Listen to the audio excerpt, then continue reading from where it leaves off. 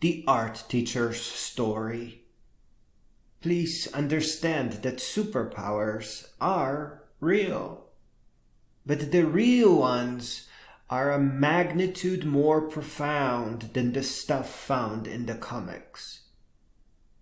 Hyperrealism or fantasy art is a superpower, and so is selling your art, selling creations that come purely from your heart.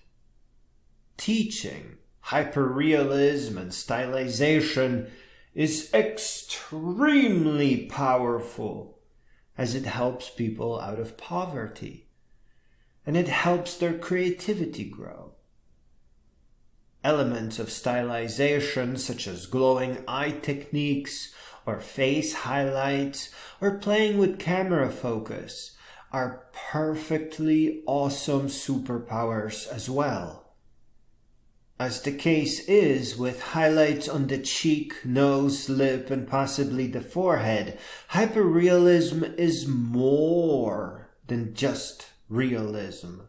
Hyperrealism, unlike a mere photo, captures the way the image is processed by our minds.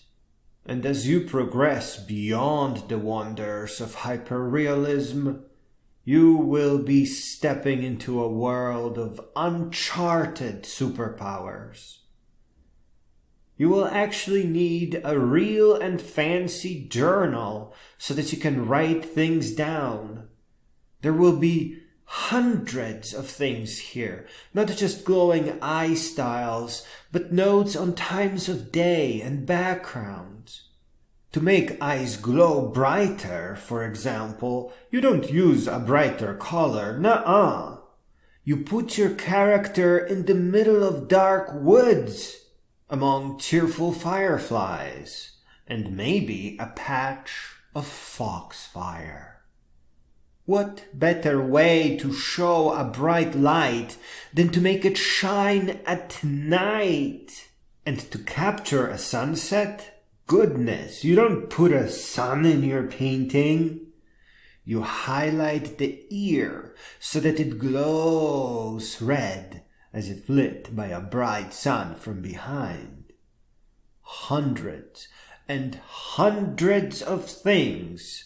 And not so much about the structure of the head, for example, but just where the most meaningful shadows and highlights go that make the portraits come to life. And not just in your hands.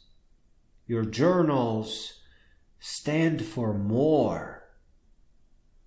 Can you imagine it? It is a deep and dark December. Your defiant heels are clicking on cold concrete. Might as well trade your biggest purse for a backpack.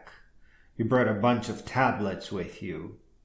You feel footsteps behind you. You try to ignore it, so you keep it cool and ponder the backup tablets that you brought just in case. But eventually, you just have to look. And it is the cheery-eyed lady with the sweet accent that always shows up first in class and never ever says anything. But she hears your every word with awe. Her nose is red, and that totally just made half of your lecture about noses. And she has her tablet under her arm. You smile, she smiles, the universe smiles, and the future of the humankind is brighter for it. Believe you me. You are on a mission. As far as you can tell, Schoolcraft won't call you back next semester. It's just not how they work. So you set your mind on getting these kids from zero to hero every lecture. And it may not be clear to you, but your first 2 lectures left them freaking the heck out. Orientation is supposed to go slow-mo, but you showed up a few hours early and set up Krita and all the tablets. which cost you $1,000. But fuck it, 'cause your class is a work of art too. And all of them did set up with art sellers. And some art was actually bought, mostly parents, but it absolutely counts. Your third lecture will show every one of your students through and through that they don't have to be scared of poverty anymore. They can see the road. And unbeknownst to you, the young lady behind you is about to make a sale during your lecture. Everyone will just pause. They will look at your rosy smiling face and the portrait that was sold and the young lady squeaking with delight and back to the smiling you. On your fourth lecture, you will read out a note from the customer that they had the portrait printed on a canvas and that they love it.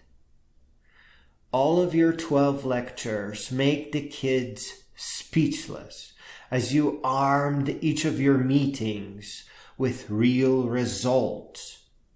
And you are constantly interrupted by squeaks of new sales. The two girls in the middle row that were talking on the first lecture until they saw how easy portraits are, they actually end up teaching digital art at Peace Corps, and later on end up with a huge fashion design studio. Not only will they never forget you, but they too become teachers. Certainly for their friends, but also one of your students works at U of M, another started her own art school, and the cheery young lady ends up working at the UN. And nothing she does is without that start and end punch that provides results that you taught her. She'll talk about you for decades. She'll say, not only did she make each lecture meaningful, but she showed us that we were not poor. Friedrich Nietzsche caught on the importance of art. Art is the proper task of life. Mindful and meaningful life, I might add. Art was never about the works. Not really, not ever. It was always about harnessing the power to change the world, about building bridges to greater places, often in the future. Here, you taught your students a way out of poverty, and a way out of guilt of poverty, and a way out of fear of poverty. And they took that beyond anything that you could have grasped. You changed their world. And in return, they changed the world in a way that kept all away from all the terrors of poverty.